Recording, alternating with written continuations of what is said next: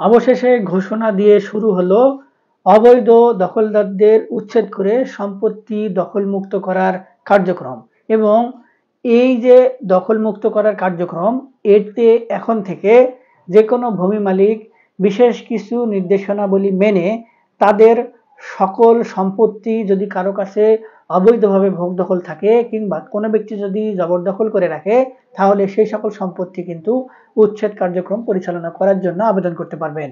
এবং এই বিষয়গুলো কিভাবে করবেন এবং কি কি নিয়ম মেনে তারপরে আপনাদেরকে সম্পত্তিগুলো ভোগ দখল চাইতে হবে কিংবা দখল পুনরায় ফেরত দেওয়ার জন্য আবেদন করতে হবে, আজকে আমি এই ভিডিওটিতে এই বিষয় নিয়ে আলোচনা করব।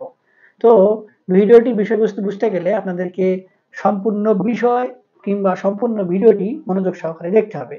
তো ভিডিওটি শুরু করার আগে আপনি যদি আমার এই চ্যানেল আজকে প্রথম হন এবং আমার এই ভিডিওটি দেখে আপনার ভালো লেগে থাকে, আরো কোনো ভিডিও দেখার আগ্রহ জন্মায়, তাহলে আমাদের চ্যানেলটি সাবস্ক্রাইব করে রাখতে পারেন।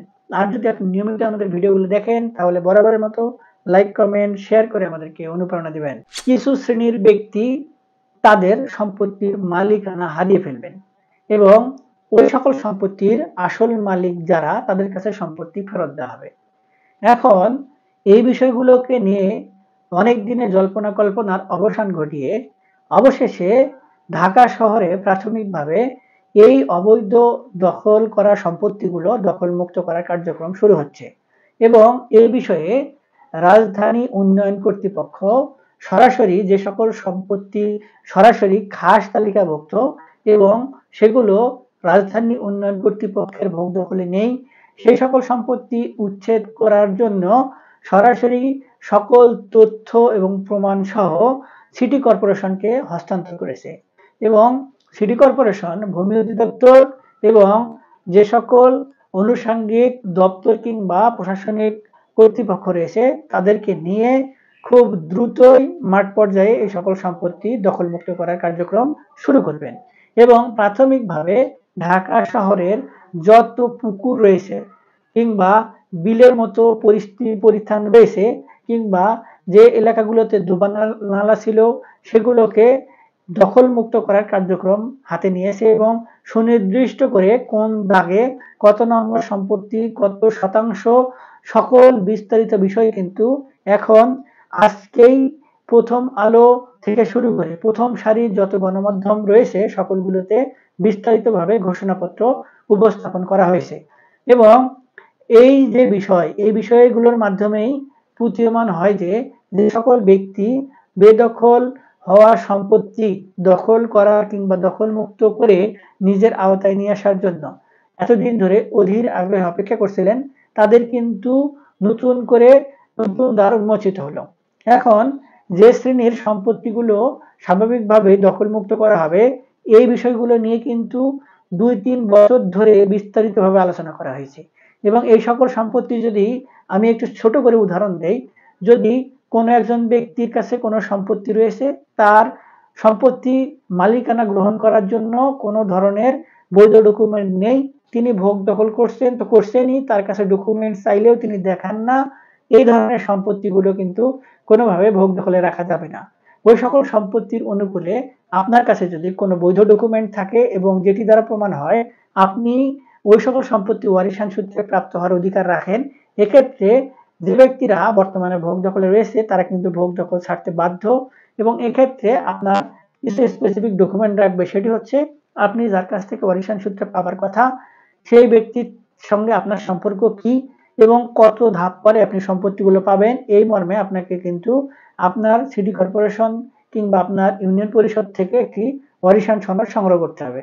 এবং যে প্রমাণটির বলে আপনি সম্পত্তি মালিকানা দাবি করছেন, সেই সকল সম্পত্তির অনুকূলে ওই ডকুমেন্টগুলো ঠিকঠাক রয়েছে কিনা এটি সর্বপ্রথম যাচাই বাছাই করে আপনাদের সংগ্রহে রাখতে হবে।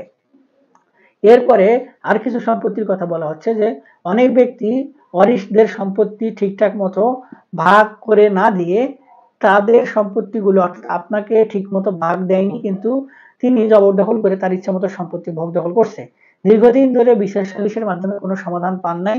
এক্ষেত্রে আপনি যে ব্যক্তির কাছ থেকে সম্পত্তি পাওয়ার কথা ওই ব্যক্তির সঙ্গে আপনার সম্পর্ক কি, এই মর্মে একটি ওয়ারিশান সনদ সংগ্রহ করবেন এবং যে ব্যক্তির কাছ থেকে আপনি সম্পত্তি পাওয়ার কথা, যে সম্পত্তিগুলো, সেই সকল সম্পত্তি তার মালিকানা সংক্রান্ত যত ডকুমেন্ট রয়েছে, অর্থাৎ দলিল, ভায়া দলিল, নামজারি, খতিয়ানের কাগজ, খাজনা প্রদান করেছেন কিভাবে, সেগুলোর কাগজ সংগ্রহ করে রাখুন। এবং এরপরে আরো কিছু জমি কিংবা সম্পত্তির কথা বলা হচ্ছে, সেগুলো হলো যদি কোনোভাবে কোনো ব্যক্তি অর্পিত সূত্রে কিংবা বন্ধকি সূত্রে কিংবা এই লিজ সূত্রে সম্পত্তির মালিকানা গ্রহণ করেছেন, কিন্তু সেই সকল সম্পত্তি কোনোভাবেই আর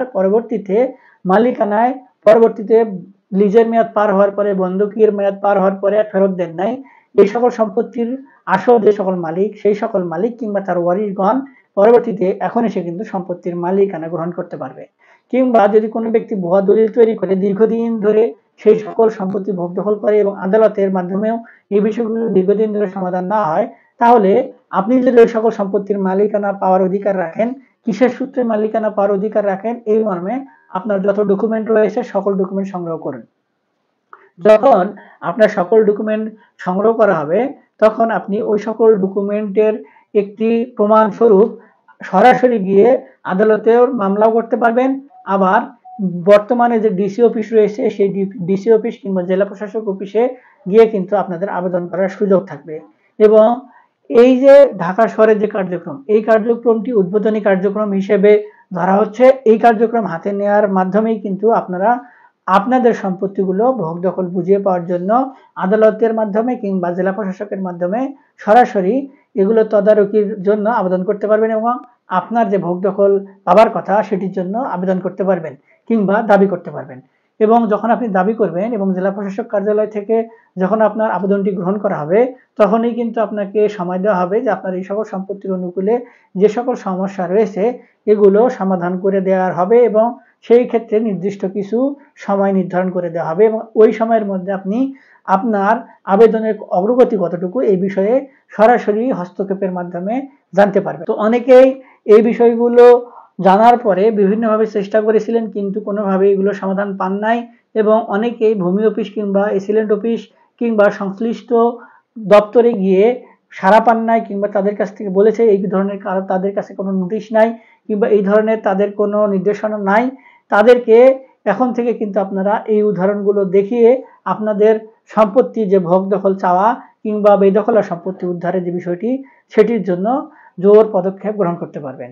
আশা করি এই ভিডিওটির মাধ্যমে আপনারা একটু হলেও উপকৃত হবেন এবং আপনাদের পরবর্তী যে পদক্ষেপগুলো সেগুলো গ্রহণ করতে পারবেন। আজকে পর্যন্তই, দেখা হবে সামনে নতুন কোনো ভিডিওতে। ততদিন পর্যন্ত ভালো থাকবেন। ধন্যবাদ।